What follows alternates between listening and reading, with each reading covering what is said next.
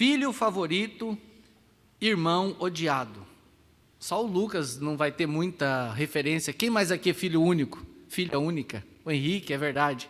Então você faz de conta que você é irmão do Lucas Barbosa, e você acha aí, só por essa ficção que nós estamos fazendo, será que já dá uns crepe ou não? Ou vai dar perfeitinho, que não... Vocês já viram que quem parece que se ama, são irmãos gêmeos. Vocês conhecem irmãos gêmeos? Irmãos gêmeos, menino ou menina, ficam olhando um para o outro, ai, você é linda, e outro, não, você é linda. Eles são tão apaixonados um pelo outro, que o outro sempre é melhor, é mais bonito. Diferente de nós, que nascemos de vez separado, né? Um irmão odeia o outro, né, João? Será que a Júlia te ama com aquele amor que... Estou brincando, a Ruth e a Ana quebram E aí, Tarso, lá na sua casa? Tem umas estranhezas, né, de vez em quando, né? Não é, Júlia, na sua casa, de vez em quando, o Zé Vinícius quer reinar, e aí o João Vitor quer reinar, e a Júlia fala, e eu? Eu quero reinar, né? Então, todos nós sabemos bem o que é isso, e por isso eu emprestei o Henrique para o Lucas, para eles serem irmãos por alguns instantes, para eles entenderem essa ideia, né? Mas eles entendem porque eles vêm na vizinhança, né? Eles vão no mercado e vê os filhos dos outros, e eles sabem como são, né? Então, tudo isso para mostrar que acontece no lar. E eu lembro dessa história aparecendo na minha família, né? Porque nós somos 11 filhos, né? Meu pai teve 11 filhos, né? Só que 2 esposas, mas não que nem Jacó, que teve um monte, mulher assim. Meu pai, a esposa faleceu. Então tinha 3 filhos, casou com a minha mãe e teve mais 8, né? E eu sou o único menino da parte da minha mãe. Então eu cresci ouvindo que eu era o favorito. Só que eu não ganhei essa túnica aqui, gente. Eu não ganhei nenhuma capa, André, então me chamam de favorito. Eu ganhava tanto peteleco, gente, porque aquele monte de mulher tudo mais velha que eu. Sai daqui, moleque! Sai daqui, moleque! Sai daqui. Então, por isso que a cabeça ficou meio torta assim. Estou brincando. Isso não é trauma de infância, não. Veja só que nessa história aqui, mostra que esse filho, parecido favorito, se torna irmão odiado. Mas o tema aqui que nos envolve é que Deus está com ele, José, Deus está comigo, Deus está com você. Então, pensando nisso, quando nós somos adolescentes ou jovens no nosso lar, o nosso lar parece um campo de batalha. E aí, Micael? Você e o Riquelme lá, só maravilha ou não? Nós fomos lá consertar o telhado, eu, o Micael e o Gabriel, filho do irmão Roade. Aí ele começou a falar, essa hora, ainda bem que eu estou trabalhando. Ele estava lá trabalhando no telhado, né? Ele falou, ainda bem que essa hora eu estou aqui com vocês trabalhando. Senão eu ia estar lá em casa brigando com o meu irmão por causa da televisão. Porque ele já assistiu umas 10 horas e ele ainda quer continuar dominando. Não só, é tudo. Então, a gente vê, gente, que cada casa é a mesma coisa, às vezes a diferença é o nome e o endereço da casa. Porque os bagunceiros, os guerreiros são os mesmos. Então, essa batalha acontece o tempo inteiro e em cada casa. Pois existe aí várias situações e com pessoas diferentes. Você está lá na sua casa e está aquela guerra, né, Júlia? Aí você vai na casa do outro e você fala, puxa, na casa dos outros, Felipe, a briga é pior que lá em casa. Aí fala, lá em casa nós somos todos santinhos, olha esses aí, estão se acabando. A mãe, caramba, moleque, é você. Você fala, uau, minha mãe é boazinha. Aí outro vem na sua casa e vê qualquer coisa e fala, esse é pior que eu. Essa guerra aqui.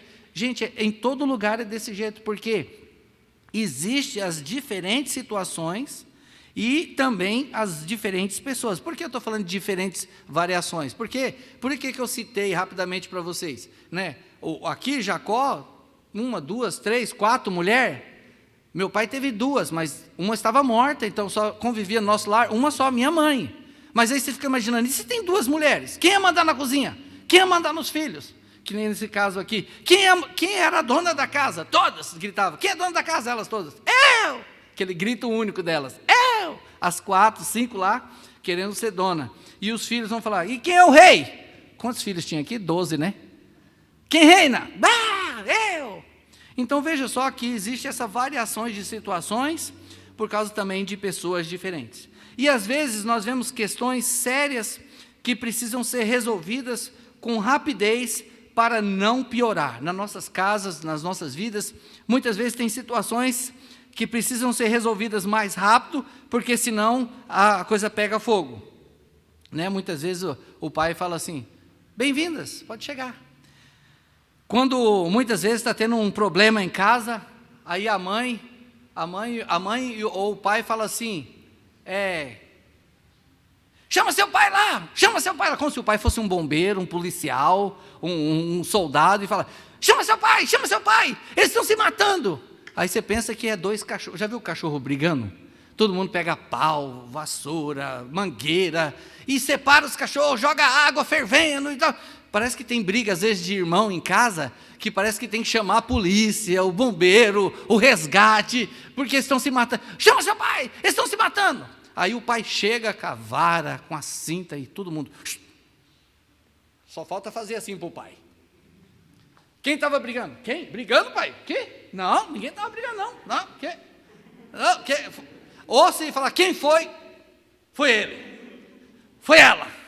É desse jeito. Então, nós vemos que muitas vezes precisam coisas ser tratadas rapidamente para a coisa não piorar. Por que eu estou dizendo isso? Aqui na história, já estava insinuando na história que ele estava indo cada dia ajudando a cuidar do rebanho do pai e via os irmãos aprontando. Um irmão, vou aplicar para os nossos dias, um irmão que quebrava a janela do vizinho, um outro irmão que roubava a fruta do outro vizinho, sabe a molecada caminhando, né?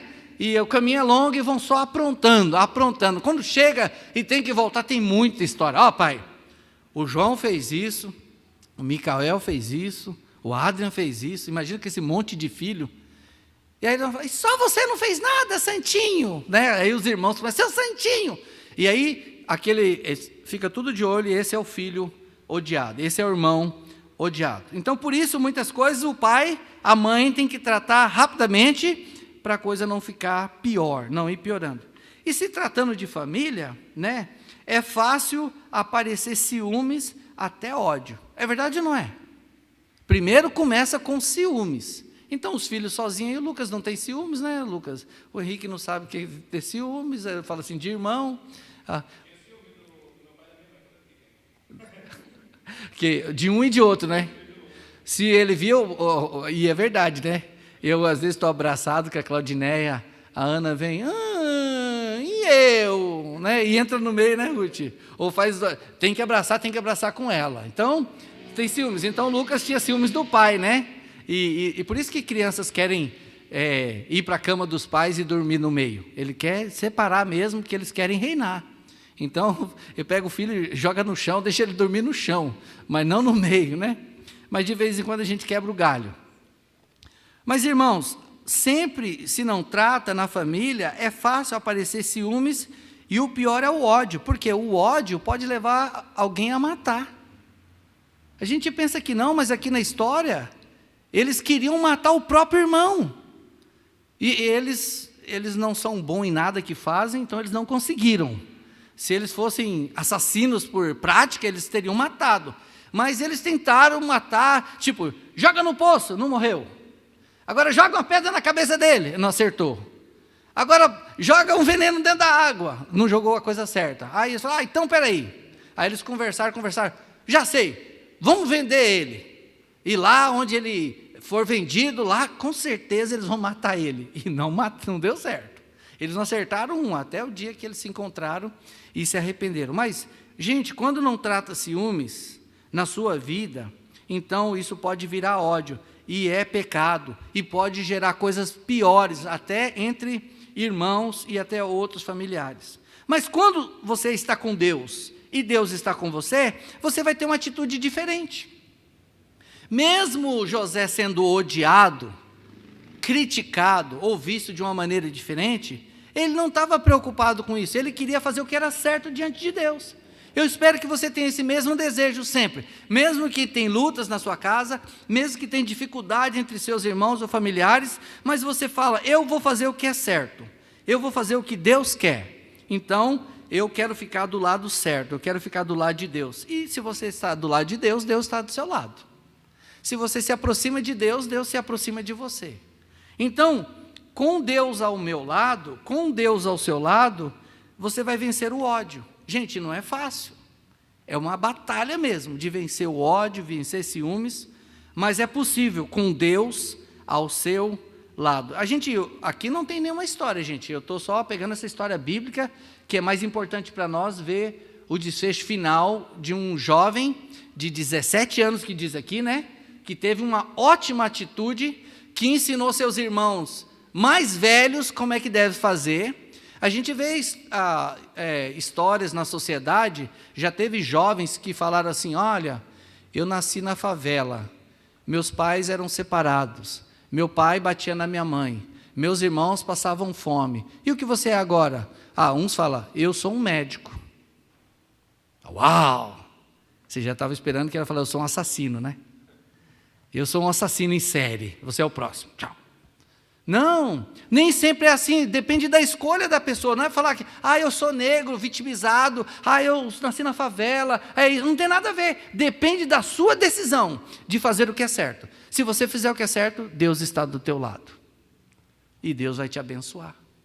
José, sofrendo tudo que sofreu, dentre seus irmãos, ele venceu os ciúmes, ele venceu o ódio, ele não ficou odiando seus irmãos, e vocês podem ler depois em casa o final da história, tá? Vai lendo a história, uma história, para mim, uma das mais lindas da Bíblia, sobre a vida de José, como ele venceu isso, e como ele foi abençoado por Deus, e como Deus usou ele de uma maneira grandiosa. Você sabia que se alguém jogar você no buraco, você pode acordar um dia como um rei num castelo? Não foi o que aconteceu com José? Foi jogado num buraco, e depois numa prisão, e um dia ele estava como segundo rei no Egito. Você falou, opa, pode me jogar no buraco, pastor. Não é assim, não vai nessa agora, né? Senão você pode ficar no buraco. José talvez ficava lá, tem alguém aí? Estão me ouvindo? E passa um dia. No outro dia, você fala, pastor, pensando bem, não joga no buraco não, né? Mas, quando Deus está ao seu lado, você sabe que você nunca vai ser desamparado. Deus sempre vai ficar cuidando de você dia e noite. José ficou lá assim, uma hora vem o livramento. Depois Deus usou seus irmãos, aqueles ismaelitas que passaram vendendo, comprando escravos e todas essas coisas. Mas Deus, ao meu lado, eu vou vencer o ódio, vou vencer os ciúmes. Vocês também vão vencer, jovens. Ponto número 1, como? Superando as falhas familiares. Muitas vezes as pessoas ficam focadas nas falhas familiares. Meu pai é assim, minha mãe é assim, meu irmão é assim, mas às vezes ela não olha a sua própria falha, não olha seu próprio pecado, não olha a sua própria limitação ou dificuldade, só aponta para os outros, só sabe ver a dificuldade dos outros. Mas quando você está olhando para Deus, você supera as falhas familiares. Deu para entender? Você não está olhando somente para as falhas dos outros, mas você está olhando para as circunstâncias, olhando para o que Deus está fazendo. Pais diferentes, nós temos nas nossas casas pais, eu estou colocando no plural, pai, mãe, os nossos pais, com suas limitações, né? Às vezes você está dentro de sua casa lá, seu pai não sabe ler, seu pai não sabe escrever, seu pai não sabe digitar no celular. Seu burro! Não é para ser assim. Pessoas com limitações diferentes, habilidades diferentes,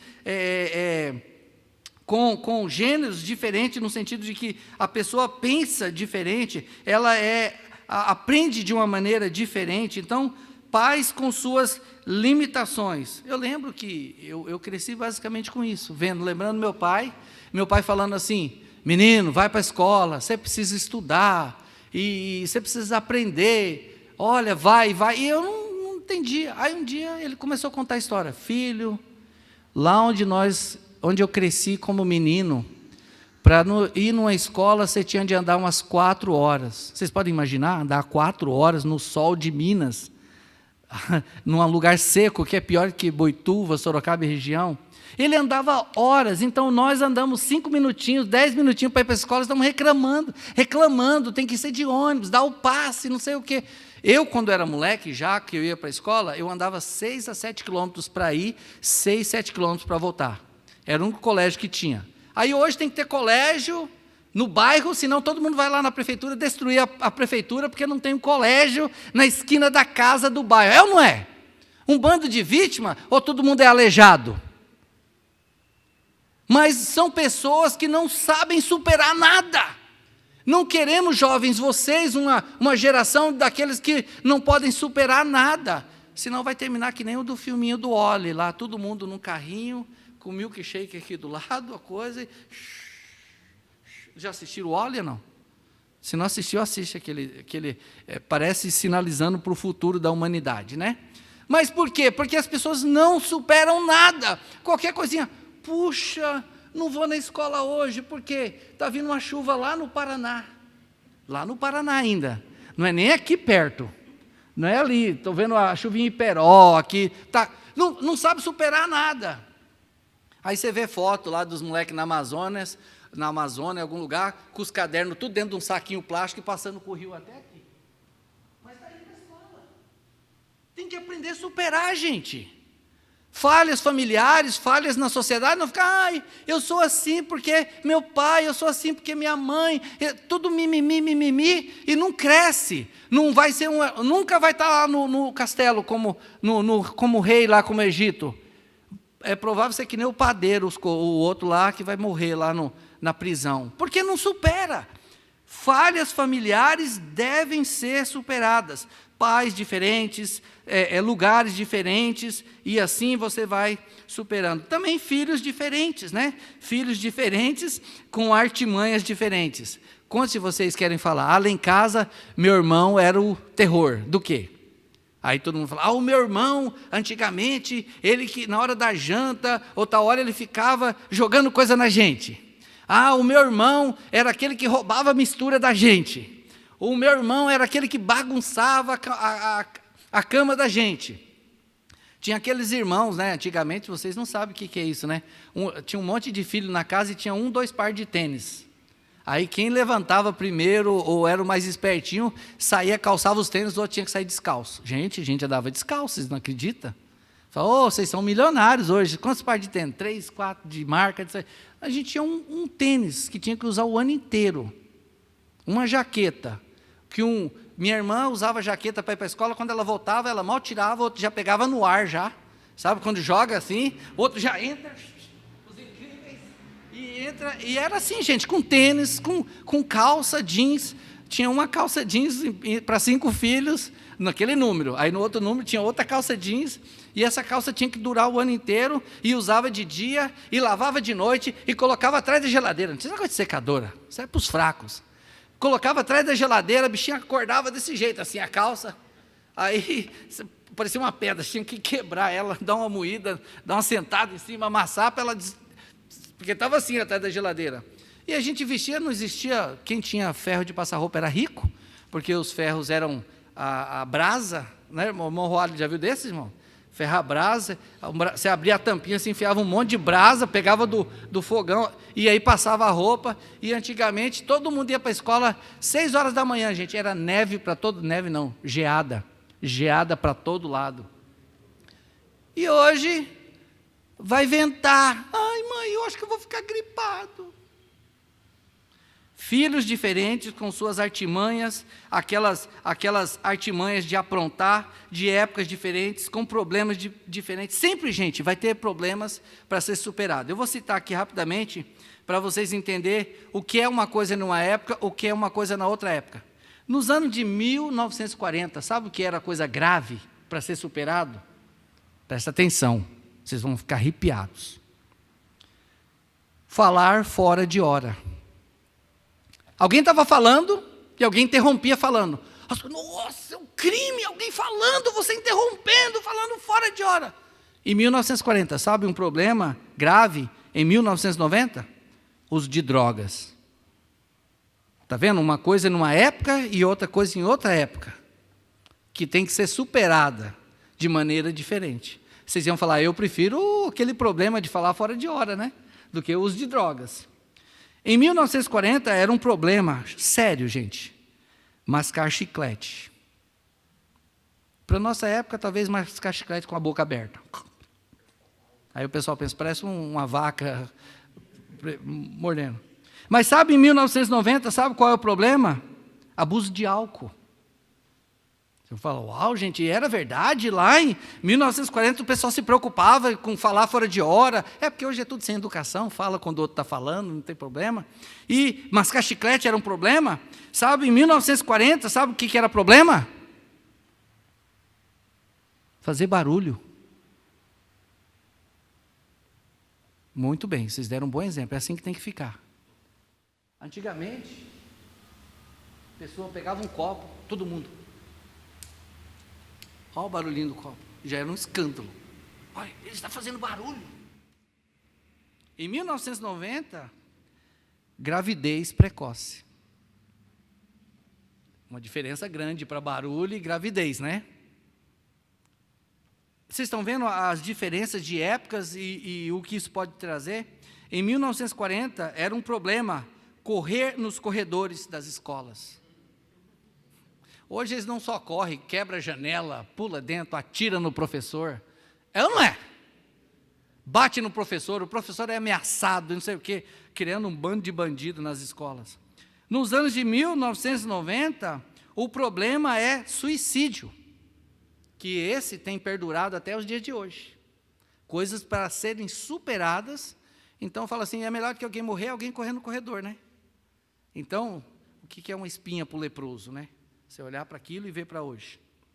Então, olha, gente, 1940 era terrível furar a fila. Olha que grave, Júlia, Thaís. No ano de 1990, estupro. E nesses dias aí teve uma polêmica da banalização do estupro. Se é doloso, se não é doloso, se é culposo. O cara falou, eu estrupei a menina lá, mas foi sem querer. Foi um acidente. Gente, todo mundo está parecendo ser estúpido ou não? A gente ouviu umas coisas dessa e... Como assim? Ele estrupou a moça sem intenção. Sem intenção? Dá para entender isso? Não, né? Não dá para entender, não. Eu não quero entender isso, não. Em 1940, era uma infração grave as regras de vestuário. Menina, você está com a meia um pouco diferente. Rapaz, sua gravata não está tão certinha. Micael, o botão não está... Olha aí, você vê nos filmes isso. Vocês já viram filmes meio antigos? Todo mundo com a gravatinha impecável. Alguém chegava... por que a gente tem essa mania de querer arrumar a gravata do outro? No tempo passado, alguém queria ajudar o outro. A camisa estava assim lá. Aí o rapaz fala, você não é o Elvis. Baixa isso. Elvis Presley, né? Então arrumava para o outro. Hoje não. O cara chega todo assim e está normal. Por quê? Porque em 1990, o problema não é vestuário, é o roubo. Crianças com uma arma na mão, roubando.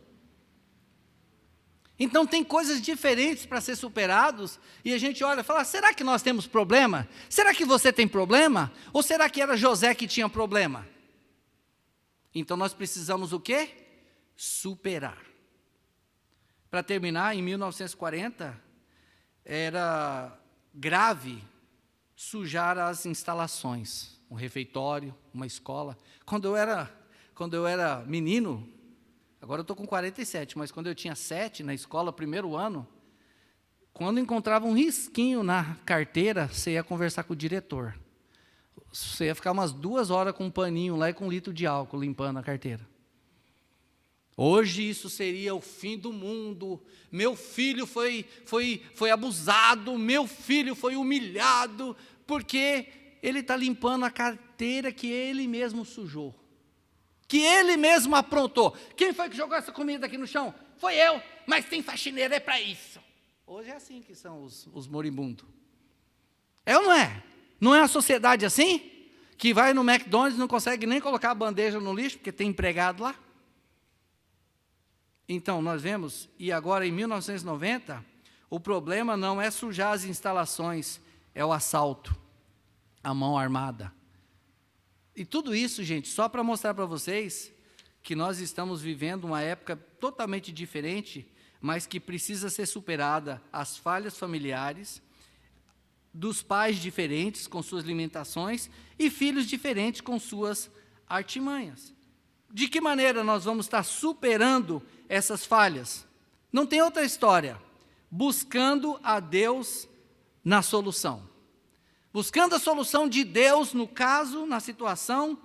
Nenhum outro ato, irmãos, é mais poderoso do que a oração.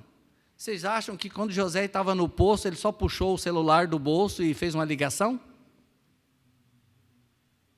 Você acha que José lá no poço, ele só falou assim, eu vou pegar meu livro aqui e vou ler enquanto a ajuda chega. Eu vou tirar uma sonequinha. Não, ele orou a Deus, pedindo, Deus, me ajuda. Quantos anos ele tinha? 17 anos. Não muito longe da idade de vocês, uns para cima e outros para baixo, mas nessa média aqui. Ele era um adolescente passando para jovem. Mas ele buscou a Deus em oração, ele confiou na intervenção de Deus. Segundo a tradição judaica, com 12 anos. Por isso que nós estamos colocando vocês aí com uma certa preocupação, mas também com uma certa confiança, passando os adolescentes, ou juniores de 12, 13 anos para a mocidade, porque tem um vácuo aí de idade entre o nosso grupo. Mas na cultura judaica, um rapaz já é considerado homem com 12 anos. José era um adolescente, indo para jovem, mas na cultura judaica ele já era introduzido nas coisas dos homens. Então, José tinha dos dois mundos. Quando tinha mocidade, ele estava na mocidade. Vamos falar que era a igreja batista lá do Velho Testamento, né? José frequentava a mocidade no sábado, mas quando tinha reunião de homens, ele estava com os homens lá, com os barbudão lá. Vocês estão entendendo? Mas ele tinha confiança na intervenção de Deus, buscando Deus na sua vida. Então, para terminar, eu digo para vocês, jovens e adolescentes, se você está com Deus, Deus está com você, você vai superar as falhas, porque você vai estar buscando a Deus, e Deus vai te ajudar. Deus vai dar a vitória para você nas suas dificuldades. E aí, quando você estiver lá no palácio, aí você fala no palácio, é quando vocês estão casados, né? Aí que vocês não estão mais lá na casa, dividindo a coisa com seus irmãos, você tem sua própria casa, aí você vai olhar para trás e vai falar assim, ainda bem que eu me livrei daqueles pestinhas dos meus irmãos. Não, você vai sentir saudade, você vai olhar para trás e falar, por que eu não superei aquilo, por que eu não venci aquilo, por que eu não busquei a Deus mais na minha vida? Para terminar, nós vemos que José, ele decidiu no seu coração não se deixar corromper por planos perversos e vingativos. Tudo, se você vai ler essa história, eu não sei vocês, está lendo essa história e já falando assim, como é que José vai se vingar? Como é que José vai se vingar, Cauã? Como é? Se fosse ele, eu já armava uma rapidinho, pegava os 11 numa pancada só. Tinha alguém que ia perder a chance, não. Tinha alguém que é mais vingativo ainda. Não, pastor, eu vou fazer eles sofrer, que nem serial killer, né? Eu vou matar um por um, deixando eles sofrerem, para eles lembrarem tudo que eu sofri. As pessoas ruins pensam assim. Mas a pessoa que pensa como Deus quer, é uma pessoa que perdoa. É uma pessoa que supera. E ela fala assim, Deus é a minha justiça. Faça Deus o que Deus quiser. Deus não quis. Você fala, mas Deus não castigou. Não, Deus não castigou. Tem jovens e adolescentes hoje fazendo planos perversos para machucar sua mãe, machucar seu pai, machucar seus irmãos, por causa de problemas dentro dos lares. Mas a Bíblia fala que você deve pagar o mal com o bem. E José fez isso. Quando ele se declarou na história, sou José, os irmãos dele, não nos mate, não nos mate. Não é isso que eles esperavam? Ele falou, não, meus irmãos, está tudo perdoado. Deus quis que eu chegasse aqui para preservar a vida de todos. Então, veja só que bênção. Deus provou José, ele testou e ele aprovou. Ele falou, parabéns, jovem fiel. Como vocês também, vocês estão tendo agora na sua vida, dia a dia, um tempo de teste, de aprovação. E Deus permitiu essas dificuldades, essas provas, mas Ele sustentou José em cada uma delas. E tem descrito na Bíblia assim que em todos os lugares podia-se ver a boa mão de Deus com José. Em todo lugar, vocês estão vendo a boa mão de Deus aqui, gente? Ele está dizendo que verdadeiramente a mão de Deus estava cuidando dele. Com Deus ao seu lado, eu vou vencer. Pensa nisso. Na sua vida hoje, né? Tem muita gente que fala, não vejo a hora de ter só meu quarto. Não vejo a hora de ter só meu computador. Não quero dividir nada com os meus irmãos. Eu não quero isso, aquilo, outro. Gente, você quer ficar sozinho no planeta? Que egoísmo é esse que não dá para compartilhar esse terrenão todo que Deus deixou com todo mundo? Né? Vamos terminar assim. Eu, com Deus, vou vencer. Vai lá. Eu, com Deus, vou vencer.